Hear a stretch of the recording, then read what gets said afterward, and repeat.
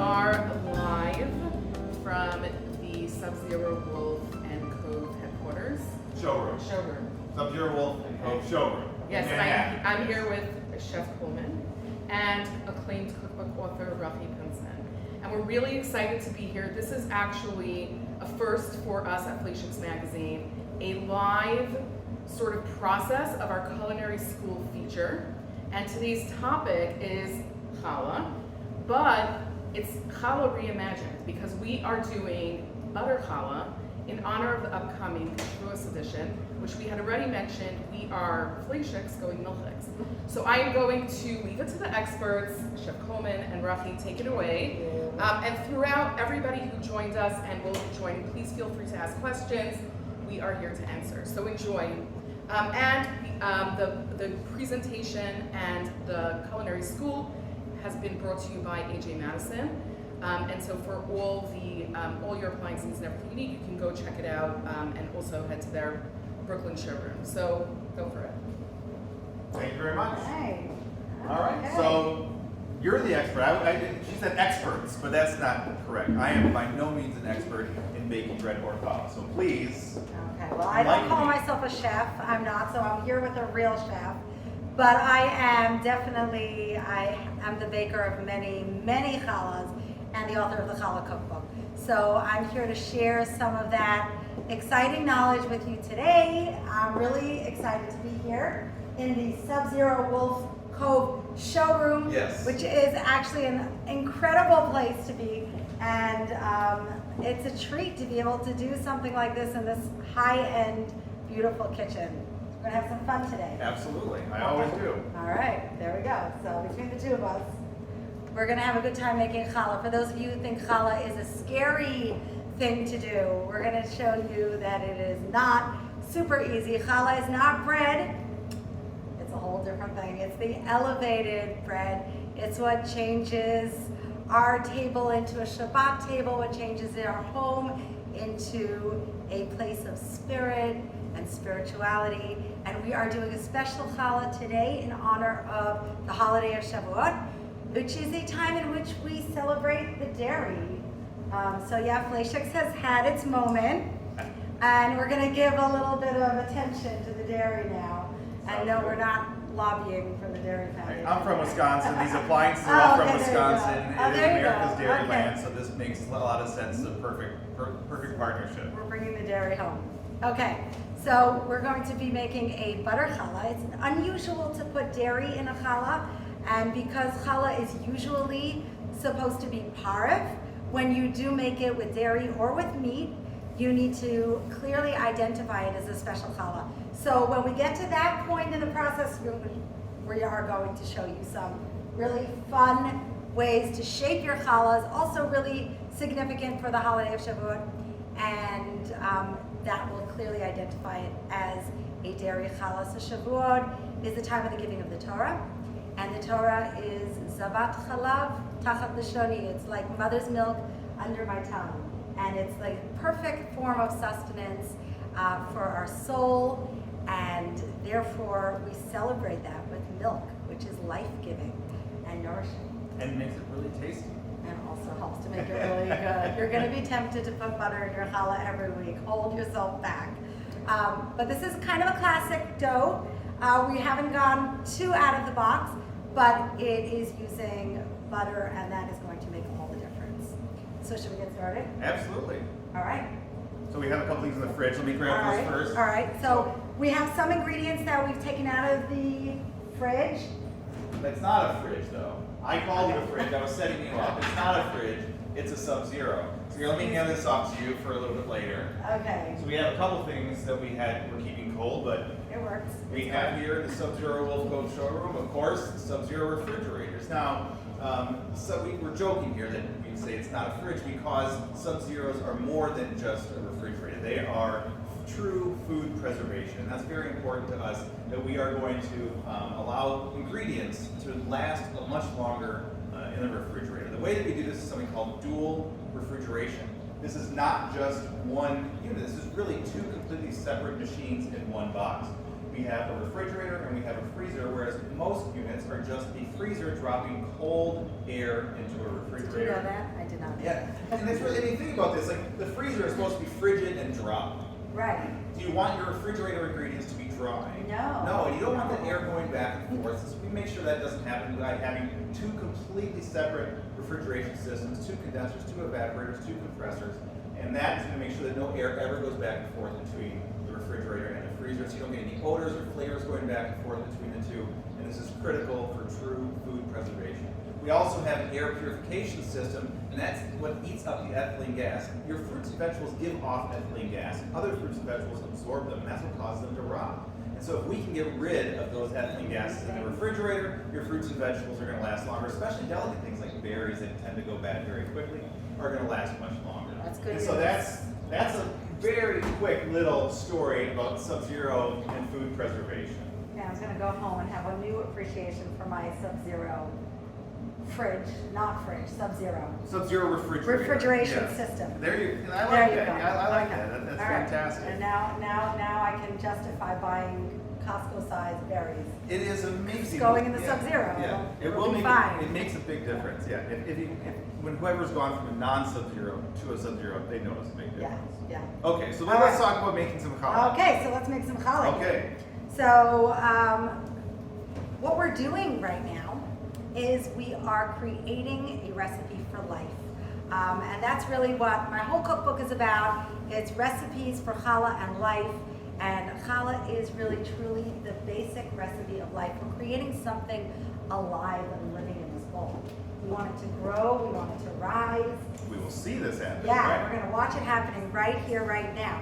So this is the part I think that scares people about making bread, challah. Scares them, this idea of that they have to get this rising. So I just wanna demonstrate how simple it is to really make this process happen. We start with water, and challah is, as we said, an elevated bread. We serve it on Shabbat, and it's all about the directive to take off a piece and sanctify it, which we'll talk about once we have the dough ready. But every step in the creation of a challah dough is an opportunity for connection. Okay. The kitchen is the nerve center of the home, right? Which is why we want to give it the royal treatment. Right. Make sure we're using the best appliances. And then we also want to make sure we're putting all of our intention, mindfulness into the food that we make, especially when we're making challah, which is going to grace and be the centerpiece of our Shabbat and holiday. We want our intention and our mindfulness to be in there, and it begins with our intention as we put in each ingredient. Every single ingredient in the challah is crucial, and it's part of this recipe for life. So how does life begin? With water, right? Certainly does. We want to find a planet with life. It's gonna happen. It's got to have water. That's right. Right? Water is primordial. Water is eternal. My kids love this fact that every bit of water we have on Earth today has been around since the beginning of time. Which is kind of cool. We're all stardust. Yeah. So, or water. So this water really represents eternal life. It represents the life of the soul. And that's how we begin this rising process, with the awareness of the soul. And the water is warm. Right. That's really important. Absolutely. I mean, we're going to be working with, you said you were talking about it growing and rising, and yeast wants warm water. Yes, exactly. How warm? How warm, Yeah, exactly. And that's the part that freaks people out. And many cookbooks will specify lukewarm, which I find is a little too cool. Don't go buying thermometers and making yourself crazy. Challah is a super forgiving recipe. Just you want it to be, I call it baby bath temperature. If you put your hand in there and that feels so good, I put a baby in there. That's good. It should feel comfortably warm, right? We should put the baby in the challah bowl just to test it out. No, it's all good. We're going to start with baby bath temperature water, 2 cups for this recipe. This is a recipe that's going to make 4 medium-sized challah, or we're going to do different shapes, so we'll make 2. So we get that water in there, and we're starting a little life bath. So the water is the soul, the awareness of soul, and that each of us at our essence is not a body, but we are a soul, the part of us that is here before our body came down and will continue to be here long after we leave this earth. When we nurture from that place of awareness of soul, That's what gets us off to a rising. For ourselves, when we remember that about ourselves and the people that we're feeding and we love, that's a good I start. can already see where you're talking about connection between the bread and us and the table, Yeah. for sure. Yeah, it's all interconnected. So into this warm bath water, we're going to put the sweetness. We're putting in the sugar, 3/4 of a cup. Yes, this is not your everyday bread. This is challah. So we want it to be enriched. We want it to be special. We're going to make it sweet. Unless you're Sephardi, in which case you leave out all that sugar because they don't consider sweet dough to be challah. I'm not going to get in the middle of that argument. Yeah, don't. You do not want to. I know But better. I have challah for everyone in my cookbook, including challahs from all over the world and all different cultures. So it's a lot of fun to see how the different cultures in Judaism have made their challahs. Now we're ready for the yeast. Again, I mean, the sugar, Thank you, Chef. you're welcome. And the sugar is going to feed the yeast, help this growing process start. Exactly. So we have the warmth, we have the awareness of soul, and we have the sweetness, that pure kindness and sweetness that's going to get our yeast off to a great start. So let's talk about the yeast for a minute before we put it in. What kind of yeast are you using today? Okay, we're using I'm not going to brand name drop or anything Nope. here. There's only a few basic brands anyways out there. This is a commercial instant active yeast. So you'll see on the shelves in the supermarket lots of different things. It might confuse you. You'll see quick rise, rapid rise, active, instant. It's all pretty much the same. You don't have to worry about it. Instant, active, those are the words you want to see. And that means that this is already ready for, it's activated. So it's not like if you were using a starter where you Right. have to give it time and feed it and allow it. They've done the work for us. Thank you, Fleishig. I thought we weren't name dropping. No, but he was the first to bring it to Oh, America. okay, fair actually. enough. He introduced the idea of instant yeast, so we got to give him props. I mean, it makes this process much easier, and you can bake bread every day, very Yeah, consistently, exactly. when you use the same kind of commercial yeast. Right, exactly. It's consistency, speed, and if you're doing this for the holiday or for Shabbat, and you have 100 other things you plan to make in the kitchen that day, speed is important too, even though challah takes time. Yes. You gotta give it its time too. So we're gonna put that yeast in, right into our sugar water mixture, and now we're gonna get it off to a great start. Just a note about storing yeast. So if you don't make challah very often and you just wanna buy the little envelopes, that's a great option. If you wanna do it's more economical, buy a big package of yeast. And here's where the sub-zero is going to be very important for you too. Absolutely. Yeah. Proper temperature control for your yeast is critical for its long-term storage. Put it in a glass jar with a sealed lid, put it in your sub-zero, and it should be good for quite some time. Did you have a problem getting yeast at the beginning of the pandemic? Oh, I heard about that shortage. Because I was Yeah. doing a lot of challah demos online. Yeah. And there were people calling me frantic, telling me, I don't know if we can do this, there's no yeast to be found. But that's really what I write about in my book, that people are yearning for that going back to the home and something that takes time and something that represents more. And Absolutely. that's what everyone is discovering, bread and challah. If you've been on Instagram, you've noticed there's a lot of challah going around these days. You I can know. smell that start right away. You can Yeah. start to get I the see yeasty that bread action aroma right away. I happening. know. That's amazing. Very often the recipes in cookbooks on bread will tell you to wait like 10 minutes till you see a lot of foaming action. But if you're buying instant active yeast and you've kept it fresh in your sub-zero, then don't worry about it. It's active and it's fine. You don't have to wait too long. If you're in a little bit more of a rush to get this dough up, just go for it. It's activated. You have the warmth, you have the sweetness, the soul, and you are off to a rising start. So we have the soul, Yes. but that can't really function Not without. without a body. Right. Okay, so we need the body of the dough. So if water represents the soul, then flour represents this physical world. And our sages say, our Jewish sages say that if there's no flour, there's no Torah.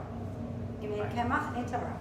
Without the flour, and that really means that if our bodies are not well taken care of and functioning, then our souls can't hope to function as well. So if we want to live transcendent, we want to live higher lives, we must make sure that our bodies are in good shape. So when we put the flour into the dough, we focus on that too, how we're nurturing ourselves, our bodies, and those are the ones we're feeding and loving. We're not going to pour in all the flour at once. So we're using about 7 to 7.5 cups, and I'll never give a precise measurement. I know that there are bakers who are annoyed with me. I got some annoyed messages, but everyone who's not a professional baker and just wants to make good challah, they thank me. Because I'm really about making this accessible. And if you're going to start weighing out your flour and taking out the scales and weighing out that flour, that's a process. And we want to be able to make this a little faster. So I always give an approximate amount and tell people to add the flour gradually. And the flour really is also very affected by storage. Yeah. If you store it correctly, it will have less moisture in it. So depending on the humidity, on the weather, on the season, the flour you're using, you may need more, you may need less. Always add it in gradually. You can always add more flour. Right. You can't take it out. Take it out. Right. That Can't is my line. take it back up. Yeah, you can't take it out. So add it in slowly. Don't be afraid of the stickiness too, because sticky is good. Sticky dough, make your hands wet or use oil, but don't try to make it this perfect because it's life. Life is messy. Yes, it is. Dough is messy. Okay, so we're gonna put in about half of this flour, and we're gonna start getting this mixed up so that, there we go, we have a flour shower, so that it turns into kind of this thick batter. That's gonna be the. You want this in the mixer before we add the rest of the ingredients? Let's get All it in the mixer. All right, let's get We'll this mix going. this up. Now, we were talking earlier about using a mixer versus your hands. Right. What are your thoughts? So I do have a whole section in my book about it because I've always loved mixing it with my hands, and I love that you really don't need a lot of equipment. I'm all about making this challah process so simple and accessible to everyone. So all you really need is a big bowl, pair of hands, you're good. Right. Now, of course, no one's ever complained if they have a machine doing the work for them. So having a great mixer that's going to do the kneading is also a wonderful option. I prefer to do by hand unless I'm cooking for, a cookbook, in which case I'm making lots and lots and lots of recipes in the middle of a new cookbook. This is a big reveal, I haven't mentioned it yet, but there will be more doughs, and I will be using a mixer for many of them. So when I do it at home on Friday, I love to get my hands in there. I love to feel the dough. You really get a feel for the dough, and it's one of those things, the more you do it, the easier it gets, and you really learn the dough by touching it, by feeling it. The kneading process too is not just mixing the ingredients, it's really the process of stretching out the gluten, developing the dough, building it, and it's a really meditative, beautiful process where you really slow everything down. Everything else in the kitchen is so fast. You're mixing, you're stirring, you're moving, and then this is just this one time where you slow down and you have a chance to just get really inward. You don't want to be frying things while you're also working with the dough. You need to No, put you your need to put mind everything just on towards hold. the dough. Yeah. Absolutely. Yeah, when you're kneading, you want to just be kneading. And I like that. In this world where we think we have to multitask at every moment, it's kind of nice to do one thing and really put our focus and attention in. So we have a little wet batter going on here. It's not a dough yet. We're going to add all the rest of the wet ingredients before we turn it into a dough. So the first thing we're going to do is add the special ingredient for Shavuot, which is the Butter. Butter. All right. So here's a really cool feature that I actually want in my life. So we're adding melted butter into this recipe, right? And it's not just room temperature butter, but actually melted. And on the Wolf induction cooktop, or even on our electric cooktops, we have a melt feature on one burner on every cooktop, so you can literally put butter or chocolate or any other delicate ingredient into your pot, put it on melt, and walk away. Come back some indefinite time later, and it will not be scorched. And so that's one of the That would have fantastic. saved me a lot of butter in my I life. know it's really amazing what this simple thing can do. Yeah. And it's just not just for melting, but also for holding. You can leave the butter here. You can leave the chocolate. You can leave a delicate sauce on there for a long time, and not have to worry. So double boiler is no longer something you have to worry about. That's awesome. And it's always a problem when you're melting the butter for a recipe like this because you don't want to put it in really hot. Yeah, I mean, you can. So you really you can put your hand on the bottom of this pan. is perfect. And then if you let it cool off too much, It'll then it's going to solidify. start to congeal and solidify. So this is a great feature. This is all going in here? We're gonna pour in the butter. All right. That is 1 stick or half a cup of real butter. Yes. Probably from Wisconsin, Probably. just like me. All right. So it will be good. Now, what do you think? I've had So this we'll mixer wait- on the low. Oh, I'm sorry. We can wait a minute. Okay. Until we add in all the rest of the wet ingredients, and then we'll get our mixer going. So we're going to add in 2 eggs, also part of making this rich, beautiful challah. You know, this is the interesting ingredient twist here. The fat, the oil, or the butter, it's amazing. It always rises to the top. It stays distinct and separate. Difficult to get Yeah, it's difficult oils to to right. get those integrated in Right, whatever you're and cooking. they always want to rise to the top, but Yep. they enrich everything around it. And the sages compare the Jewish people to oil for that reason. So we kind of, you know, we like to do our own thing, Sure. but every culture and everywhere we go, we manage to enrich our surroundings. And it also celebrates that idea of the individuality, maybe the eccentricity, within each one of us. And remembering to celebrate that when we nurture ourselves and we nurture our loved ones, to recognize that those little things, you know, maybe they drive us crazy. Or other people. Or other crazy. people. Right? But Drive that's people what crazy. makes us unique. We got to celebrate it. We think about that when we put in the oil. And then we have the eggs. The eggs do the exact opposite, right? From a chef here, he can tell you what the eggs do. I mean, you think about making mayonnaise. You turn oil into a more homogeneous substance. Right. And every time we make, you don't want to leave out the eggs. No. The eggs bring everything together. The eggs are the binders. And they remind us that there's so much more that connects us than divides us, especially these days. We're not wearing masks right now. We were all day. Yes. But these days when we're kind of all masked and everybody's kind of this like sense of distance, it's nice to remember that there's more that connects us than divides us. And when we put the eggs into the dough, we really think about all those things which really connect us. Bring it all together. Brings it all together. Thank All you right. very much. And let's just note that the eggs are at room temperature. So they were in the fridge, in the sub-zero, excuse me, Very earlier, but we did take them out and got them to room temperature, which is important. And why is it? Why do we want to make sure that the butter is not just room temperature but melted? Why do we want to make sure that the eggs are brought up to temperature? Is this a trick question? No. You can go with a simple answer. We don't need We don't need the well, dry erase we for it. don't want to halt the growth of the yeast, and we want to continue it growing. So we want to keep it at that nice warm temperature. Anything too cold is going to start the process, like halt the process. Anything too hot can actually destroy the yeast. For sure. So we want to keep it everything nice and warm, the right temperature. And it doesn't have to be precise. Again, this is for everybody. Anyone can do this. You don't have to be too worried about it. You can't break this dough, I promise you. And I have testimony from thousands of people who have made my challah that they thought they could not do it. You know challah PTSD? I am not aware of it. Fair It's a enough. thing, yes. I'm more aware of just general yeast risen bread PTSD. Yeah. Okay, well, in my line of work, we call Yeah. it challah PTSD. Fair enough. But, you know, it can work everywhere I travel in the world. I'm always meeting people with challah PTSD. So my goal is to cure that. All right, so maybe we're doing that today for some of you.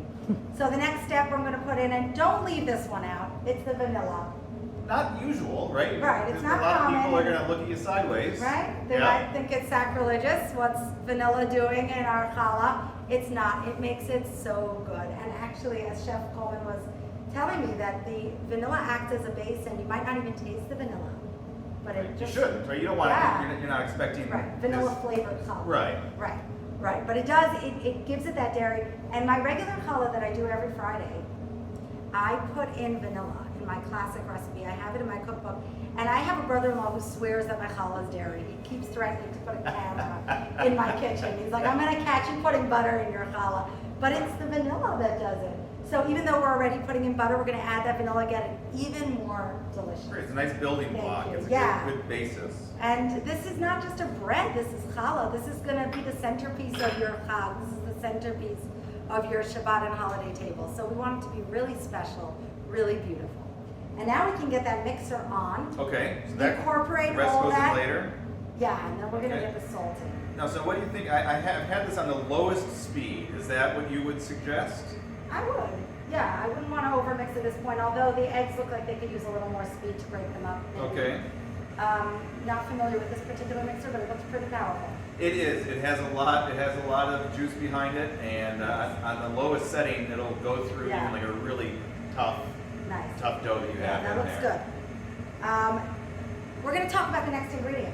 Yes. So this is one that people are scared of. In all cooking, not just in bread Yeah. baking. In all cooking. Right, in all Yes. cooking, but particularly when it comes to yeast. Because people know that sugar encourages the growth of yeast. They know that salt inhibits the yeast growth. Absolutely. So they're scared of it, and very often you'll taste homemade challahs and they're a little bit bland. That's because people are like, no, we just got to be very, very minimal with the salt.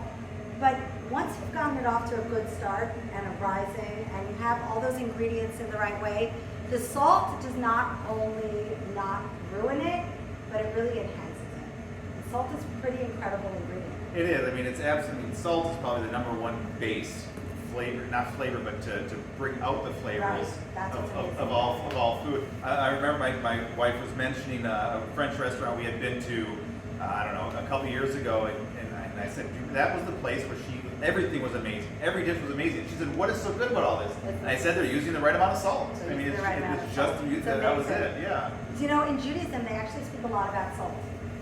In the Torah and in the sages speak a lot about salt, and it's because it's one of those ingredients that are on its own, it's really harsh and bitter and can even break things down and be destructive.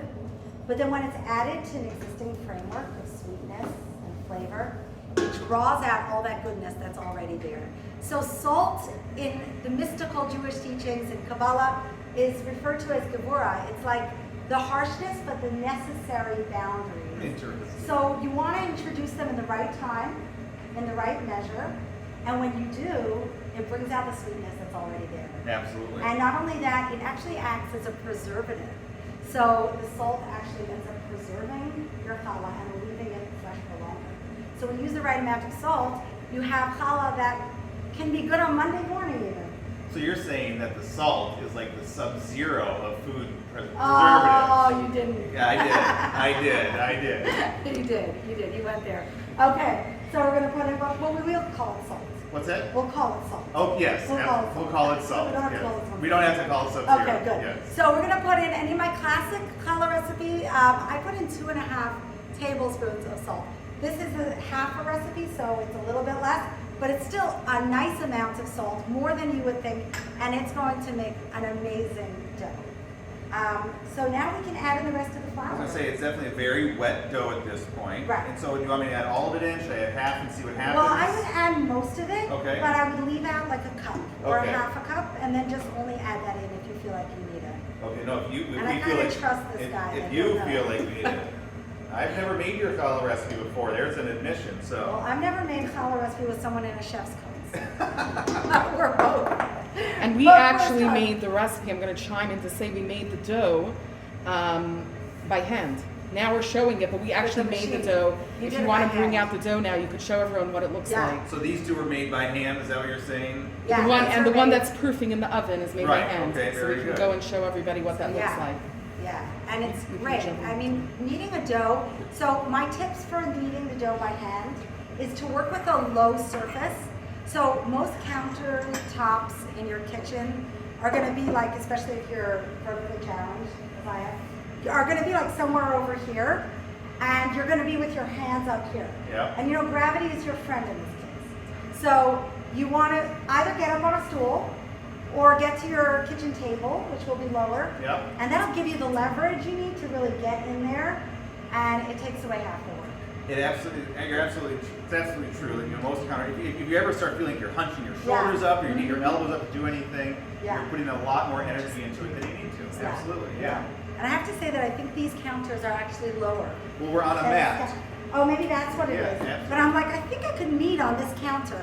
Whereas at home, I always feel like I need to move it over to, yeah. We need to, okay. So I think we can, Should we take a look at the Yeah. little movie magic here and take a look at the dough that's already proofing? yeah, so okay. we've done that little cooking show thing. where we have one already ready and we'll take it out like magic. And let's So hope that let's it's do ready. So normally, when you're proofing the dough, you just wait until it's proofed, right? Now we're just hoping that this is proofed at the exact right time. Oh, it's gonna And be so perfect. I I hope have a so. feeling. And so we've actually been proofing the dough in the Wolf convection steam oven. Now we could proof it also in the electric oven or even in the warming drawer. We have all three of these appliances right here.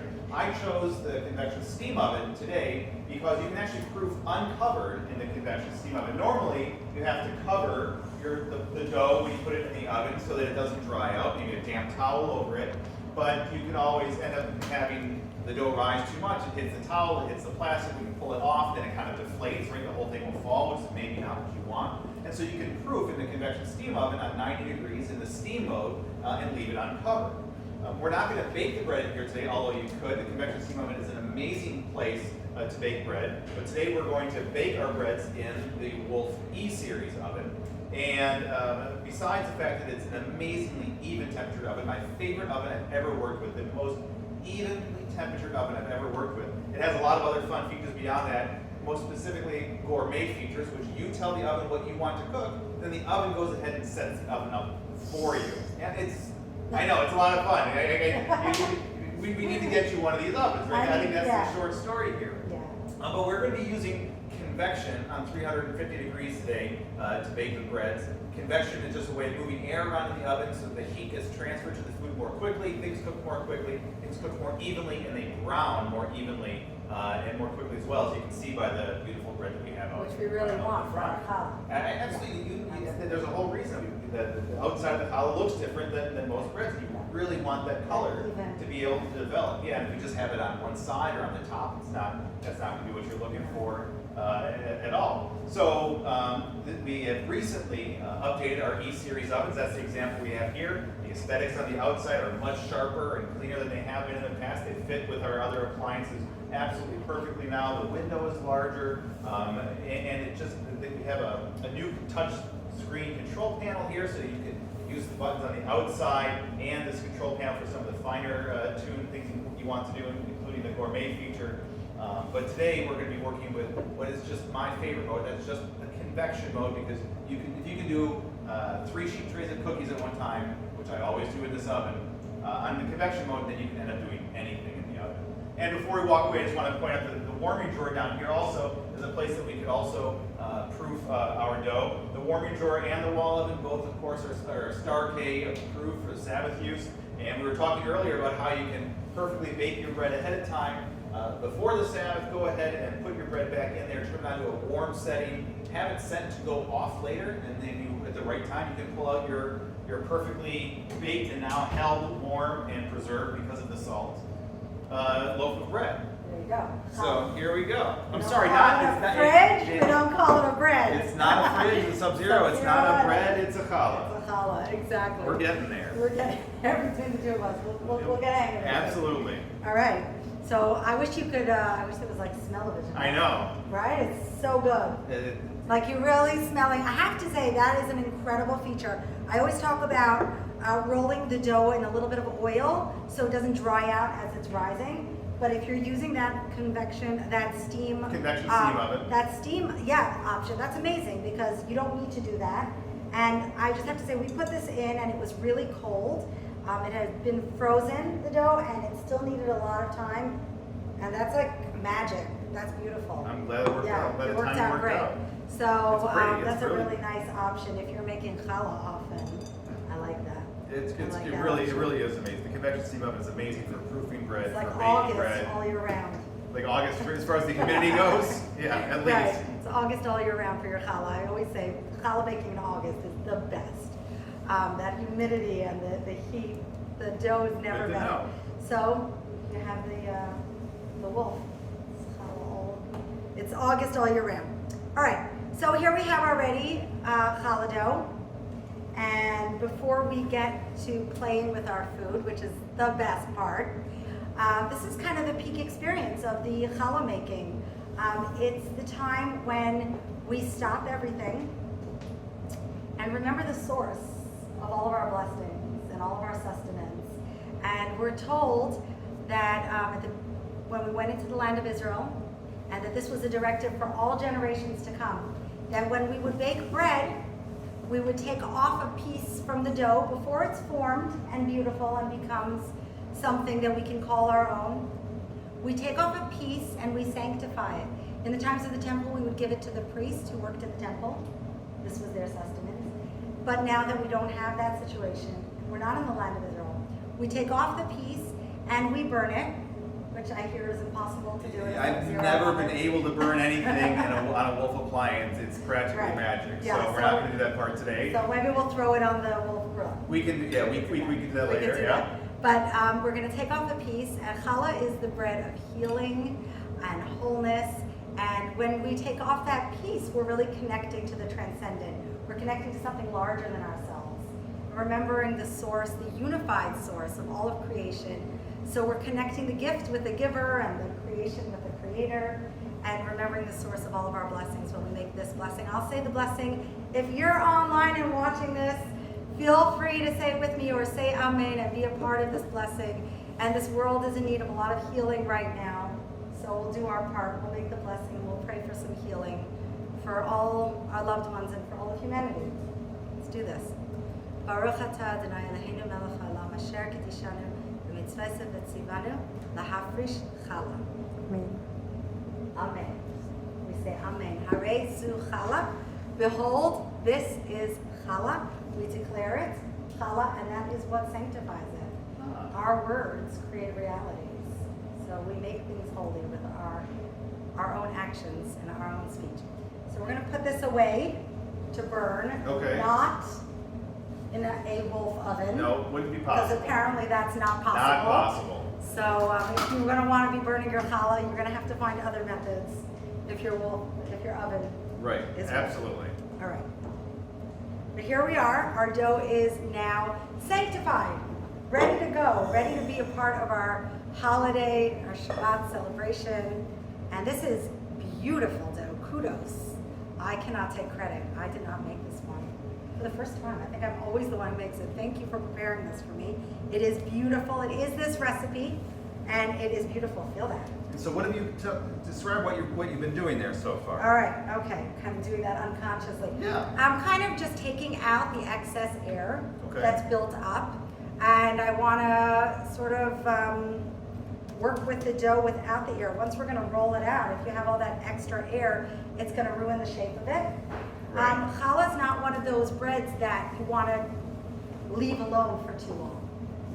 We do give it time to rise, and then once we've shaped it and braided it, we leave it again to rise and get all that air in there. But we want like a more dense crumb. You know, challah is like a soft, almost like a brioche. It's a really like, you want to pull it apart. And so to get that texture, you want to really work the dough. And so if we left it sit longer, and you slice it, would end up looking a little more like a ciabatta on the inside, perhaps. Right, Like you bigger get those bubbles. holes. Right. Right. And that's not what we're looking for. We're looking for a denser crumb, which in people speak is just the inside of the bread. Sure. Right. All right. So we're going to have some fun now and play with our food. Anybody told you not to do that? They don't know what they're talking about. Don't listen to them. Don't listen to them. So we're going to be doing two different shapes. We're going to start with, if you can see here, we have a sample that's already baked. We're going to start with the sweet version. We're going to do a sweet today, and we're going to do a savory. So there's options for everyone. The sweet is going to be topped with a crumb topping. Kind of like a streusel. Sure. Like a nice crumb topping makes it into like a sweet roll. And you can call it dessert, but I call it challah. So I would call it breakfast the next day. yeah, Yeah. call it that too. Yeah. If there's any left. You have to make two. Doubtful. You have to make two. You have to make two. And that is about challah too. You never make one challah. You always make two. Challah is not about only feeding ourselves, it's about sharing and creating that environment. So first off, I'm going to tell you something. So I do a lot of challah demos all over the world. People have their dough, and this is the first thing people do. They rip into that dough, and they just can't wait to get started. They rip that dough, and then they start trying to roll out the strands. They're like, this is so hard. Yeah. Right. Tightens back up. Is that what you're Exactly. describing? When you rip into something, and this works for people too, right? When you rip into them, they tighten up. We want our challah dough relaxed, just like we want our people. Leave it alone for a few minutes. Leave it alone. So the first thing that I do is I will divide up the dough into however many strands I want to be working with. And then that allows them to rest for a little bit. So we're going to put aside these 4 pieces, that's going to be our basket. And the reason we're doing a basket is significant for Shavuot. Shavuot is known as Chag HaBikurim, the holiday of the Bikurim, which was the offering of the first fruit. And everyone would come up to Jerusalem with their first of their fruits. And it was the harvest season. They bring everything up in a beautiful basket. So we're going to do basket represented by this challah. Fantastic. The other one we're going to do is a wreath, which we're going to do savory, and that is like floral wreath. We're going to make little rosettes, and that represents the flowers that legend has it grew on the mountain on Har Sinai, on Mount Sinai, where the Torah was given on this holiday as well. So flowers represented, baskets represented. We have it all in the dough. I'm going to divide this into 4 as well and leave these to settle down and relax while I work on these 4 that have been relaxing in the meantime. So a little sleight of hand there as you tore a little piece off of one and put it into another. Right. So you can use a kitchen scale to make sure it's all precise. Okay, so you're just making it And eating them out a sometimes little bit. I will if I'm, making challah for cookbook photos or for Instagram or what have you, and I want it to be really precise. So I'll take my, I'll plop each piece onto the scale. Sure. And make sure they're all the same. But generally, and especially for this basket weave, you don't have to be as precise. It'll all look really good. So the first thing I'm going to show you is, a beautiful challah starts with beautiful strands. Okay. And let's talk about creating a beautiful strand. Here's another thing people do all the time. They pick up the dough and go like this. Yeah. Right? So that's never going to work. I'll just tell you right now. If you want a beautiful strand, it's got to be down on the counter. Let me go along with you. Oh, lovely. Okay, so you did a little bit of this. So what I'm just sort of tucking the dough underneath itself. Okay. And that's going to create a beautiful rounded shape, which will help me when I roll the strands to get a really nice, and you can just do it by sort of turning the dough as you go, tucking it under. You can do it in your hand as well, just by tucking it under. And then all that, the bottom is going to be the sort of messy part, and you're not going to see that. So yeah, well, mine's not looking like yours anyway, but that's okay. I make a lot of challah. Yeah, yeah. I probably can't grill a steak the way you could. We'll call it even. Okay. Okay. And this right. Generally, Yeah, that looks a ball pretty good. shape there. That looks yeah? pretty good. Okay. I think it's going to be See perfect. the technique you're using here. That's Just interesting. rolling it under, tucking. Oh, that didn't work. I should have And left well enough alone. Yeah, no, it was good. It was good. It was good. You can't ruin it. Don't worry. You can't ruin this. I promise you. Even if you think, you don't have the challah. So here, you're going to roll out one. I'm going to roll out one. So generally for a classic shaped challah where you have that sort of tapered look, it's like kind of like a football. You have it fuller in the middle. Sure. The ones you see in the bakery. So to get that shape, I recommend doing a tapered strand. So when you're rolling, you just roll a little bit harder on the edges, and that gets you going. We're not doing that now. That was a trick. All right. We're not doing a classically shaped challah again because it's dairy. We want it to be a little different. Right. We're doing something special for Shavuot. We're making it like a basket weave. So this is really simple, by the way. This is like braiding for dummies. Anybody can do this shape, and it's so pretty. So now we're just going to apply even pressure throughout and just make a nice strand. Get Challah some for dummies. Sounds just about right. challah for dummies. me. No, challah for everyone. Come Let's on. say. I have someone in a chef's coat sitting here next to me. I can't. Gotta respect. I just found it in the laundry this morning. Respect. Okay, so there we have our nice long strand. Should I be pulling or do I not want to pull? Yeah, you don't want to pull, actually. Okay, Yeah, that's right. a good point. Thank you. You don't You're want welcome. to pull. That's another mistake sometimes that people make is they try to get it longer. When you're trying to do like a really long braiding, I say roll it a little, leave it, work on the next one and come back to it, because just by resting it, you'll roll it out like nothing. It just rolls itself out. So you don't need to work it too hard. So here we go. We're going to have our 4 strands. And when you say let it sit for a couple of minutes, we're literally letting it relax. Like the glutens themselves are actually relaxing. Yeah. And to allow us to go back and work it some more. Exactly. And that's a lesson that can be put through to all sorts of, like even pasta dough, if you have to roll it out and it's resisting, Right. you let it rest. Otherwise, Right. Resting, and there's lots of things in the kitchen that require resting as well, right? No, Rest normally, the normally meat, you rest the cook, the chef. Yeah, the chef needs to Yeah, rest too. absolutely. Yes, and I also talk about that in making challah, that it's not necessary to do it all at once. And people are like, I work in this life. There's no way I'm spending 6 hours in the kitchen making challah. But it really doesn't require. There's so many periods of resting in the challah making process, and you can take advantage of that. When I make challah on Friday morning, I come down to the kitchen, I put up the dough right away. I don't even knead it. I just leave it there in the bowl, and I go have my coffee. And while I'm having my coffee, it's all these things are happening. And then when I come back to knead it, it's like, here I am, I'm ready to go. Nice and relaxed. And then I just leave it again and do everything else I need to. Come back to it. You can leave it in the sub-zero. Wolf. Oh, I'm sorry. No, not sub-zero.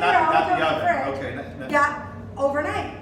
Right, and overnight rise is amazing for challah. Challah dough, really the flavors develop. It rises nice and slowly. You can make it on Thursday, and it could be in the fridge for sub-zero, for 24 hours. And so Easy. does it develop like even a touch of a sourdough flavor to it? A little bit more of a yeasty. Okay. Yeah, you do get that yeast that comes through, but with challah you don't want it to be too yeasty. Right. It's not that type of bread. So yeah, you want to. But I think if when it rises in the fridge, it doesn't really get yeasty. Okay, but it's just a little bit of A little bit more of a The flavor. flavors definitely are a little richer. All right. Okay, so we have our 4 strands, and now we're going to do some braiding magic. So here's another trick I love. You know how when you braid your challah together, and sometimes the strands, they stick together, and it's so annoying. So then people go and throw on lots of flour so that it doesn't stick, and then it dries it out. We don't want dry. So here's my trick, and it's not a sponsored ad. It is You not. can use oil too. You can just oil your hands and do it that way. But you know, in my kitchen when I'm working quick, this works for me. Or if you have a pisto, Yep. and you already put the oil in there, you can do that too. So what I like to do is actually spray the strands. That prevents them from sticking to each other, and makes the whole process much easier. I All right. agree. So we're gonna make a little tic-tac-toe board here. And here's where the weave comes in. We go under one and over one. So if you've ever done any weave, Sure. pretty Yep. simple, That was under, an easy over, start. right? 4 strands, couldn't be easier. Here we go. Now we have 4 sets of 2 strands, Yes, and there's one that goes under and one that goes over. I agree. We are in complete agreement here. This is very good. It was So synergy. so far so good. Absolutely. Okay, so what we're gonna do now is just take the one that's under and cross it over All the right. one that's over. And like a pinwheel, we're just gonna go around and do that to all 4 sets. Okay. And then we're gonna go around the other way. This one's under, this one's over. Cross them. Ah. And we're just gonna go back the other way. So who taught you this the first time? Oh, probably YouTube. Fair enough. Fair enough. I've learned plenty of The techniques world, that yes, way. thank God for YouTube. But this is definitely one of the first braids I actually ever was And fascinated you can by. see it. And You I can was see like, it developing so quickly. right? Too. And Yeah. it's like a beautiful basket weave. So you're just gonna go back the other way. And these were nice long strands. We can get 4 twists out of this for sure. And now we're gonna take these edges. Can we see this? And just tuck that Look right at onto that. it. Look at that. There's a reason you did that, not me. That looks great. How awesome is that? Yeah, And that's really, pretty cool. anybody can do that. You don't have to be a braiding expert. That's a beautiful challah. I like to make these for Rosh Hashanah too, when we tradition to make round challahs. But today it's a basket for Shavuot. We're going to Can I get you a tray put for that that? up. Thank you. You're welcome. Also, I think we're going to use that Oh, tray. this one here that has. And actually, I want to tell you something about what's on this tray. We're not using it today, but if you registered and picked up your kit at A.J. Madison showroom, you will have received one of these, which is a great gift. This is a silicone, fake it till you make it, challah tray. So if you're short on time or you just don't want to be bothered, you can throw your dough into here and it will come out challah shaped, like magic. Do you let it rise in there? Yeah, Is that the idea? you let it rise in here. So I actually do specify using this in my cookbook for the gluten-free recipe, because gluten-free will never form a dough that you can Sure. really work with. And this way, you can still get that challah shape and feel like you're eating a proper challah. Interesting. But, and you know, it's interesting, this shape of challah actually came from this tradition that we have not to cut challah with a knife. Just to rip it. To rip it. Because, you know, a knife is a weapon and our Shabbat table is like the altar, our home is like the temple.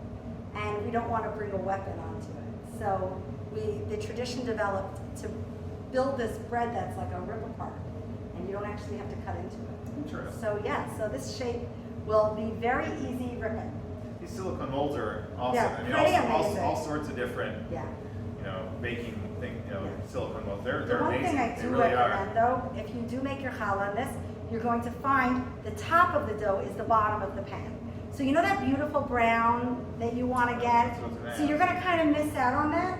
So I would say maybe 5 minutes before the challah is ready, flip it out onto the tray and let it, egg it one more time and let it bake without the tray. Do you And egg that would this be that. before you put the dough into it? No, I would I Just would go straight oil in it. there? I would Oil mix it, it, okay. yeah, or spray it with a baking spray. Sure. Flip it out onto your tray, then egg it, top it if you want to put toppings on, and then put it back in the oven, let it get nice and crisp on the top. Okay, we're going to quickly finish up with this one, which just requires a little bit of egging. My favorite egg glaze is just one yolk, no white. And actually, when I do the revised edition of my cookbook and in my new cookbook, I'm actually going to say that because in the old cookbook I had it with the yolk, with the white as well. But I have found that to get the most golden color, just the yolk really does great. If you are using the whole egg, you want to do twice. You want to egg it once, and then when it's ready to go into the oven, egg it one more time. So And that'll give you a really There's no dairy or anything in that? It's just No, the yolk? This is just the yolk Okay. and a little bit of water to loosen it up. Fair enough. And that is all. Now we have a beautiful crumb topping. You're going to get the recipe for this. It's butter, sugar, confection sugar, flour, and that's going to create a beautiful crunchy. Yeah, just kind of And just get your holds, hands in just there. holds together just a little bit. when Yeah, you- just a little bit, just to get that nice crumb topping. And there you go. We have the sweet basket challah for Shavuos. That's beautiful. All right, ready for the next one? Let's do go. it. Let's do it. We're running out of time here. Let's get this going. All right. Wipe our surface. And now we are going to divide each one of these nicely rested pieces into 4 even-sized pieces. Okay. We only have one. What am I going to do with these? One then? rolling We're pin. going to roll these Now we're balls going to again? roll these. Well, you know what? We're going to go more free-form. Okay. And we'll just work with them as they are. I'm going to roll them, I'm going to divide them all into 4. Now, by the way, what I'm using is called a bench scraper. And if you ever make any kind of bread or challah, you want to have this tool. Or you just want something to clean off your counter with. Yeah. I mean, This is amazing. When you're kneading, it scrapes it off the counter as you're kneading, so you don't keep adding more flour. And when you're dividing your dough, I love it too. I love my bench scraper. All right, so now I'm going to grab the next tray. Woo! All right, let's put a it little over room here. Here we can do this. This is going to be our filling and topping. This is gorgeous. Parmesan, real Parmesan, people. Yes, it is. Rosemary, there's chives in there, there's garlic in there, and of course, some really good olive oil.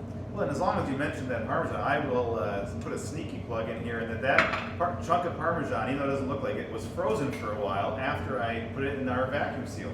Really? Yeah, it was vacuum You sealed. can freeze Parmesan? Yeah, you can. I mean, I didn't know that. it's, you know, I'm sure there are people who are going to yell at me for doing that, but at some point I had a big chunk of Parmesan left. I'd So yell at you more for wasting a good chunk of Parmesan. fair enough. Right? All right, so here we go. We are going to make beautiful little roses. Celebrate the flowers. You know, there's a tradition also to bring flowers into our home for Shavuot and to decorate the synagogue, to decorate the shul with lots of flowers as well. So here we are bringing that to our table in the form of a challah. So what I'm going to do is just roll out 4 kind of oval shape roughly. An expert on shapes, you might give me a hard time. Oblongs, what would you call I gave this? up my career in geometry a long time ago, so we're gonna go with These it. will do, right? Yep. Okay, so the first step is we're going to brush each one of these with this gorgeous, delicious topping, filling. And that's gonna give us so much flavor, and it's gonna be gorgeous. You can just do whatever you wanted with this too, right? I mean, Yeah. people are always, sometimes people are a little bit too stuck on a written recipe. Oh, right. You don't even need a recipe, and any herbs you have in the fridge will go great. Sorry, in the Sub-Zero. In the Sub-Zero, will go great, right, if they've been in the Sub-Zero. Right. All right, so here we go. We're going to roll up the first one. All right. And look how beautiful this dough is. Doesn't need anything. Place it on the second. All right. Roll it up. Place it on the Are third. you stretching those a little bit I'm as stretching, they yeah. get bigger? I Okay. am. I'm stretching them. Yeah. Hold it. All right. All right. That's it. Almost.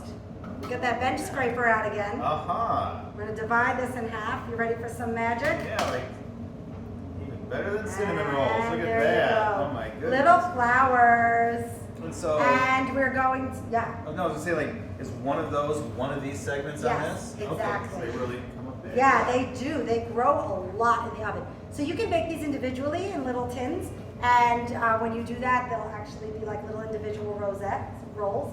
You could top it with some more. Or what I love to do for a holiday centerpiece, the challah really takes center stage, is to build a wreath of these roses around an oven-proof dish. And then when you bring it to the table, you're actually serving it with whatever dip. You can serve it with more of this topping. Like we have And we have some labna here with some pesto, which is also a gorgeous option for the center. But this is beautiful because it becomes, you know, the dip and the challah all in one.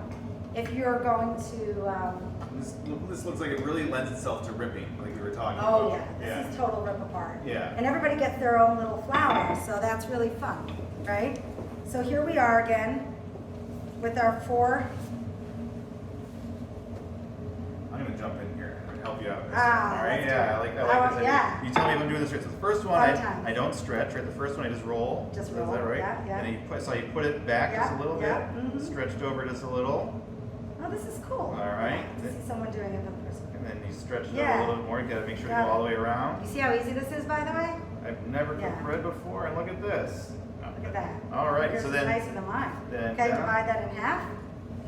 And Boom. boom! All right, look at Got that. flowers. How easy is that, right? And then do you put anything on top of that before you bake it? Yeah, so for this one, I'm gonna do like a more rustic look. So instead of egging it, we're gonna have that more rustic look, and we're gonna just use the oil and this topping that we put inside and spread it on top. If you wanna grate some extra Parmesan on top there, that also works. All right. Can never have too much Parmesan, right?